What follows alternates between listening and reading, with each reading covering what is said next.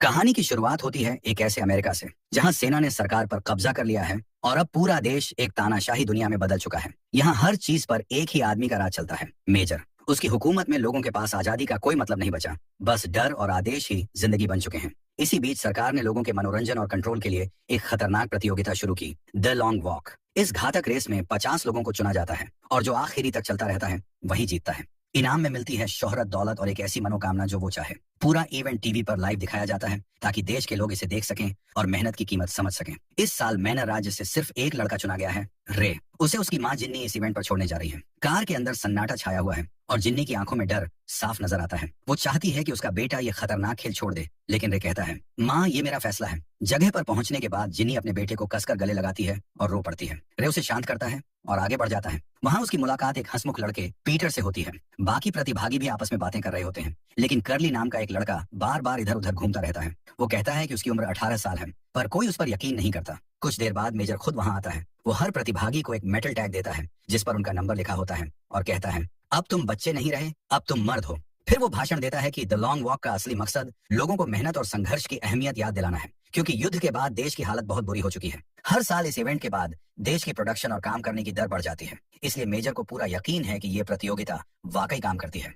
और देश की असली समस्या लोगों की आलस्य है। जब वो भाषण दे रहा होता है तभी प्रतिभागियों को स्पीड मापने वाले ब्रेसलेट पहनाए जाते हैं। इसके बाद मेजर सबको नियम बताता है। इस दौड़ में कोई फिनिश लाइन नहीं है और सभी को तब तक चलते रहना है जब तक सिर्फ एक इंसान बच न जाए। हर प्रतिभागी को 3 मील प्रति घंटे की स्पीड बनाए रखनी होती है। अगर कोई इससे धीमा चलता है तो उसे पहला चेतावनी संकेत मिलता है। 10 सेकंड में स्पीड ठीक न करने पर दूसरी वार्निंग और तीसरी चेतावनी के बाद गोली मार दी जाएगी। अगर कोई सड़क से नीचे उतारा तो उसे बिना चेतावनी के तुरंत गोली से उड़ा दिया जाएगा। मेजर अपने भाषण को खत्म करते हुए सबको चिल्लाने के लिए कहता है, फिर हवा में बंदूक चलाकर द लॉन्ग वॉक की शुरुआत करता है। लड़के चलना शुरू करते हैं और उनके पीछे फौजी ट्रक चलते हैं जो हर पल की रिकॉर्डिंग कर रहे होते हैं। सड़कें सूनी हैं क्योंकि दर्शकों को सिर्फ आखिरी हिस्से में आने की अनुमति होती है। शुरू में बस वो लोग देखने आते हैं जो उस रास्ते के आसपास रहते हैं। जब लड़के गुजरते हैं तो एक पुलिस वाला उन्हें सलामी देता है, लेकिन गैरी गुस्से में उसे बीच की उंगली दिखाता है और जमीन पर थूक देता है। शुरुआत में सभी गंभीर और ध्यान केंद्रित रहते हैं, लेकिन जब वो 5वां मील पार करते हैं तो कई लड़के आपस में बातें करने लगते हैं। तभी स्टेबन थोड़ा धीमा चलता है और तुरंत उसे एक चेतावनी मिलती है जिससे वो अपनी स्पीड ठीक कर लेता है। बाकी लड़के सोचते हैं कि शायद उसने जानबूझकर ये किया ताकि वो नियमों की हद जान सके। थोड़ी देर बाद गैरी के जूते में एक पत्थर चला जाता है और उसे रुकना पड़ता है। तभी सिपाही उसे एक के बाद एक चेतावनियां देने लगते हैं। तीसरी चेतावनी मिलते ही सिपाही बंदूक तान देता है, लेकिन गैरी आखिरी सेकंड में जूता पहनकर दोबारा चल पड़ता है। बाकी लड़के उसे पागल कहते हैं, लेकिन गैरी मुस्कुराते हुए कहता है, कम से कम मुझे थोड़ी देर आराम तो मिल गया। जब सभी लड़के करीब 7वां मील पार कर लेते हैं तो वो इनाम को लेकर बातें करने लगते हैं। आर्थर साफ कहता है कि वो यहाँ सिर्फ पैसे के लिए आया है, लेकिन रे कहता है, जिंदगी में पैसे से भी ज्यादा अहम चीजें होती हैं। बाकी लड़के उसकी बात पर हंसते हैं। थोड़े गुस्से में सिस्टम के खिलाफ बोलने लगता है। वो कहता है, सरकार हमें ये सोचने पर मजबूर करती है कि हमने खुद ये गेम ज्वाइन किया है, लेकिन असल में उन्होंने हमें इतना गरीब और बेबस बना दिया है कि हमारे पास कोई और रास्ता ही नहीं बचा। कुछ लड़के डर जाते हैं और कहते हैं कि ऐसे बोलना टीवी कैमरे पर अच्छा नहीं लगेगा, लेकिन पीटर रे की बात से सहमत होता है। वो कहता है कि अगर वो जीत गए तो वो ये पैसे लोगों की मदद में लगाएगा। इसके बाद पीटर एक सिगरेट जलाता है। हैंक उसे मना करता है, लेकिन आर्थर मुस्कुराते हुए बोलता है,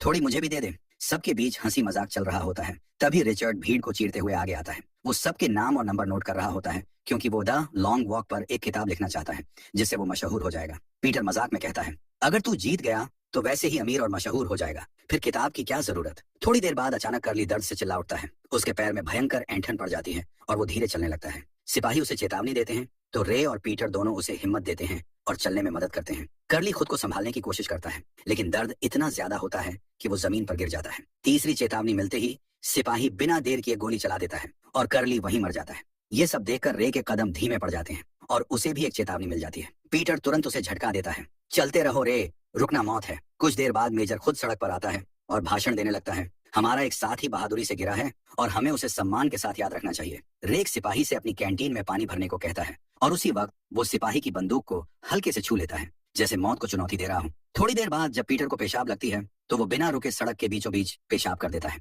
बाकी लड़के उसे देखकर हंस पड़ते हैं, लेकिन माहौल के अंदर अब डर और तनाव साफ महसूस होने लगता है। जब सभी लड़के 17वां मील पार कर रहे होते हैं तो उन्हें सड़क किनारे एक छोटी लड़की दिखती है जो रे का नाम लेकर उसे हौसला दे रही होती है। बाकी लड़के मजाक में कहते हैं, देखो रे, तेरी फैन तो मिल गई। हालांकि वो लड़की बहुत छोटी होती है, फिर भी सब हंसने लगते हैं। अचानक आगे चल रहा एक लड़का दौरे से गिर पड़ता है। सिपाही उसे चेतावनियां देने लगते हैं, जबकि गैरी उसके ऊपर से छलांग लगाकर कहता है, देखो छिपी हुई बीमारियां अब काम आई। कुछ ही सेकंड में सिपाही गोली चला देते हैं और वो लड़का वहीं मर जाता है। गैरी मुस्कुराते हुए कहता है, एक और प्रतियोगी कम, अब जीत के चांस ज्यादा हैं। जब सभी 25वां मील पार करते हैं तो गैरी एक नए लड़के रैंक को परेशान करने लगता है।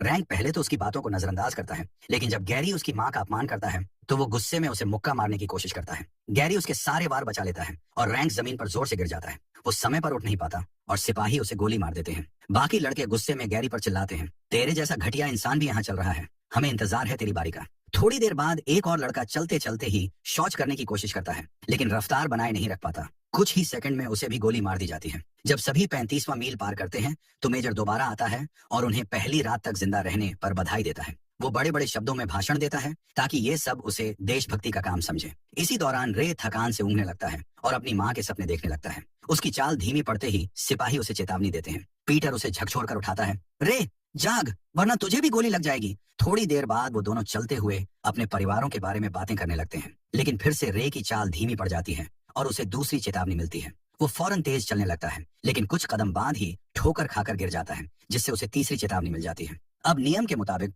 उसे अगले 3 घंटे बिना गलती के चलना होगा, तभी उसकी चेतावनियां हटेंगी। पीटर उसे हिम्मत देता है, लेकिन रे घबरा जाता है और चिढ़कर कहता है, तू सिर्फ दिखावा कर रहा है पीटर, तुझे मेरी परवाह नहीं। लड़के अब एक तेज और खड़ी पहाड़ी पर पहुंच चुके हैं। यहाँ चलना पहले से कहीं ज्यादा मुश्किल हो जाता है। कुछ ही देर में सबकी सांसें फूलने लगती हैं और कई लड़के थकान से गिर पड़ते हैं, जिन्हें सिपाही तुरंत गोली मार देते हैं। रे कोशिश करता है कि वो पीछे मुड़कर न देखे, क्योंकि हर कदम पर मौत उसका पीछा कर रही है, मगर गैरी उसे लगातार ताने मारता रहता है। धीरे धीरे रे की रफ्तार कम होने लगती है, तभी पीटर उसे पकड़कर गिरने से बचा लेता है। रे उसे देख मुस्कुराता है और कहता है, माफ कर भाई, मैं पहले तुझ पर गुस्सा कर बैठा था। सुबह होते होते वो सब 39वीं मील पार कर लेते हैं। पिछली रात पहाड़ी पर हुए मौतों के बाद अब सिर्फ 18 खिलाड़ी बचे हैं। जब वो 67वां मील पार करते हैं तो हैंक की हालत बहुत खराब हो जाती है। पीटर उसकी मदद करने की कोशिश करता है, लेकिन हैंक छिड़कर चिल्ला पड़ता है, मुझसे दूर रहो। उधर रिचर्ड का टखना मुड़ गया होता है और अब वो भी धीरे चलने लगता है। सिपाही उसे चेतावनी देते हैं, जबकि रे उसे हौसला देता है, चलते रहो, तू कर सकता है। लेकिन रिचर्ड की हिम्मत जवाब दे देती है और वो जमीन पर गिरकर मर जाता है।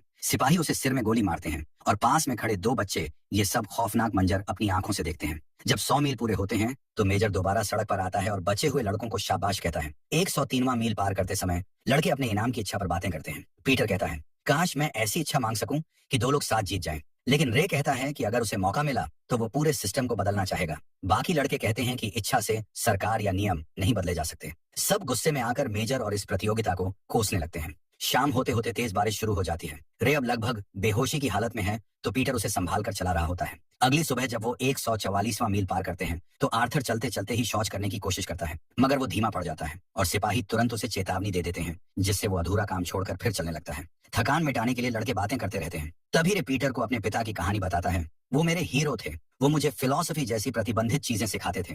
सरकार उन्हें गद्दार मानती थी, लेकिन मेरे लिए वो अब भी सबसे बड़े इंसान थे। रे अपने सबसे बड़े राज को पीटर के सामने खोलता है। वो बताता है कि मेजर ने उसके पिता से कहा था कि वो अपनी पढ़ाई छोड़ दे और उसकी वफादारी की कसम खाए, लेकिन रे के पिता ने इनकार कर दिया और तुरंत फांसी पर लटका दिया गया। रे अब खुलकर बताता है कि वो लॉन्ग वॉक में शामिल हुआ है ताकि अंत में एक बंदूक पा सके और मेजर को मार सके। वो रास्ते के किनारे खड़े लोगों की क्रूरता पर भी नाराज है, जो सिर्फ उनका दुख देखकर खुश होते हैं। पीटर उसे समझाता है कि ये लोग भी सिस्टम के पीड़ित हैं। सबको यह सोचने के लिए तैयार किया गया है कि यह खेल पवित्र और नेक है। जब लड़के 170वां मील पार करते हैं तो कोई बात करने के मूड में नहीं है। एक लड़के के पैर से खून बह रहा होता है और वो मदद मांगते हुए टैंक पर चढ़ने की कोशिश करता है, लेकिन एक सिपाही तुरंत उसे नीचे गिरा देता है और टैंक उसके पैरों के ऊपर से गुजर जाता है। वो दर्द में चिल्लाता रहता है, चेतावनी भी पाता है और अंत में सिपाही उसे सिर में गोली मार देते हैं। इस दृश्य को देखकर एक और लड़का पागल हो जाता है। वो अपने कपड़े उतारकर सड़क से भागने लगता है और सिपाही उसे भी गोली मार देते हैं। इस बीच हैंक महसूस करता है कि उसने दांत खो दिया है। शाम तक समूह 201वां मील पार करता है और हैंक अब मुश्किल से खड़ा है। रे उसे हिम्मत देने की कोशिश करता है, लेकिन हैंक हार चुका है। वो पीछे मुड़कर सिपाही की ट्रक की ओर बढ़ता है और वहीं गोली से मर जाता है। इस दृश्य को देखकर आर्थर दौड़कर अपने दोस्त को पकड़ने लगता है, लेकिन उसे चेतावनी मिलती है। रे उसे बचाने के लिए उसे खींच लेता है। अगली सुबह जब लड़के 209वां मील पार करते हैं तो अब केवल 6 लड़के बचे होते हैं। वे सब याद करते हैं कि हैंक की एक पत्नी थी और तय करते हैं कि विजेता कुछ पैसे उसकी पत्नी को देगा। इस बातचीत में गैरी शामिल नहीं होता, जिससे वो खुद को अलग थलग महसूस करता है। वो रे के पास आता है और बताता है कि रैंक की मौत उसे अब भी परेशान करती है, लेकिन उसका इरादा कभी उस लड़के को मारने का नहीं था। गैरी माफी मांगता है, लेकिन साथ ही कहता है कि ये उसकी गलती नहीं थी। फिर वो वादा करता है कि हैंक की पत्नी को भी पैसे देगा। समूह इस बात पर सहमत हो जाता है और गैरी को भी अपनी टीम में शामिल कर लेते हैं। लड़के चलते रहते हैं और गैरी अब अपनी गिल्ट सहन नहीं कर पाता। वो सब पर चिल्लाता है और आगे बढ़कर अपने आप को चाकू से चोट पहुंचाने की कोशिश करता है, लेकिन सिपाही उसे चेतावनी देते हैं और सिर में गोली मार देते हैं। जब लड़के 260वां मील पार करते हैं तो थकान को भुलाने के लिए वे गाने गाने लगते हैं और खुद को संभालने की कोशिश करते हैं। 5वें दिन वे 278वां मील पार करते हैं और अब रे के गांव की ओर पहुंचते हैं। कर्ली सोचता है कि रे किस्मत वाला है क्योंकि उसे अपनी माँ दिखेगी, लेकिन रे को यह खुशी नहीं होती। उसे लगता है कि यह शाप है क्योंकि उसे अपनी माँ को फिर छोड़कर चलना होगा। जब वे 286वां मील पार करते हैं और शहर में कदम रखते हैं तो रे का एक जूता टूट जाता है। आर्थर उसे चेतावनी देता है कि असमान संतुलन से चलना और भी मुश्किल होगा। रे दोनों जूते उतार देता है और सबको दिखता है कि उसके पैर खून से भरे हैं। जब रे जिन्नी को पास में देखता है तो वह दौड़कर उसे गले लगाने की कोशिश करता है, लेकिन जिन्नी पीछे हट जाती है और कहती है, सड़क पर रहो। तभी पीटर समय पर उसे खींचता है और सिपाही को गोली चलाने से रोक देता है। रे अपनी रोती हुई माँ की ओर चिल्लाता है, माफ करना माँ, मैं अपने पिता से भी अलग नहीं हूँ। जैसे ही लॉन्ग वॉक चलता है, पीटर रे को अपनी पारिवारिक कहानी बताता है। उसके माता पिता युद्ध में मर गए थे और उसे चाचा के यहाँ भेज दिया गया, जिसने उसे मारते मिटाते रखा। जब पीटर 10 साल का था, उसका चाचा भी मर गया। इसके बाद पीटर को सड़कों पर जीना पड़ा, चोरी और लड़ाई करके। एक दिन लड़ाई के दौरान उसके विरोधी ने उसे चाकू से चेहरे पर चोट दी और पीटर अस्पताल में पहुंच गया। उसने खुद को दोषी माना और उसी दिन उसने वादा किया कि वह हमेशा अंधेरे में भी रोशनी खोजेगा। अगर पीटर जीत जाता है तो वो अपनी इनाम की रकम अनाथ बच्चों की मदद में लगाएगा। जब लड़के 306 मील पार करते हैं, स्टेबिन्स कहता है कि अब उन्हें एक दूसरे की मदद नहीं करनी चाहिए, वरना यह कभी खत्म नहीं होगा। बाकी लड़के सहमत हो जाते हैं, भले ही दिल टूटता हो। थोड़ी देर बाद आर्थर का नाक से खून आने लगता है और बाकी लड़कों को अनदेखा करने का नाटक करना पड़ता है। ये देखकर कि चिल्ला पड़ता है। वो आगे दौड़ता है और एक सिपाही से बंदूक छीनकर आर्थर को मारने की कोशिश करता है, लेकिन कुछ ही देर में सिपाही उसे गोली मार देते हैं कि अपनी मौत को भी दूसरों पर हावी नहीं होने देता और खुद को मार लेता है इससे पहले कि सिपाही उसे खत्म कर पाए। जब लड़के 324वां मील पार करते हैं, आर्थर का नाक का खून और बढ़ जाता है। पीटर और रे उसे संभालते हैं और चलते हैं, लेकिन आर्थर जानता है कि अब उसके जीने के लिए ज्यादा समय नहीं बचा। वो अपने दोस्तों से विनती करता है कि अगर वे जीतें तो उसका लॉकेट उसकी दादी को दें। वो कहता है कि वे पीछे न मुड़ें जब तक वो खुद सिपाही की ओर न बढ़ जाए। आर्थर धीरे धीरे ट्रक की तरफ बढ़ता है और सिपाही उसे गोली मार देते हैं। थोड़ी देर बाद नाइट गिर जाता है। अब सिर्फ 3 अंतिम खिलाड़ी बचे हैं। वे एक पुल पार कर रहे होते हैं और मेजर लगातार उनके पीछे भाषण देता रहता है। रे छिड़कर मेजर को अपशब्द कहता है, लेकिन मेजर को कोई फर्क नहीं पड़ता। वो सोचता है कि यही किलर इंसिडेंट्स हैं जो विजेता में होने चाहिए। स्टेबिन्स इस मौके का फायदा उठाकर बताता है कि वो मेजर का कई अवैध बेटे में से एक है और उसका सपना था कि वो अपने पिता के घर में रहे, लेकिन अब वो अपने अंगों के फेल होने का एहसास करता है और चाहता है कि यह सब खत्म हो जाए। स्टेबिन्स कहता है, तुम सबके साथ चलना मेरे लिए सम्मान की बात थी और मैं खुश हूँ कि विजेता पीटर या रे होगा। फिर वो चलना रोक देता है और सिपाही उसे गोली मार देते हैं। मेजर को इससे कोई फर्क नहीं पड़ता। कुछ ही पल बाद तेज बारिश शुरू हो जाती है। रे स्वीकार करता है कि पहले उसे मौत से डर लगता था,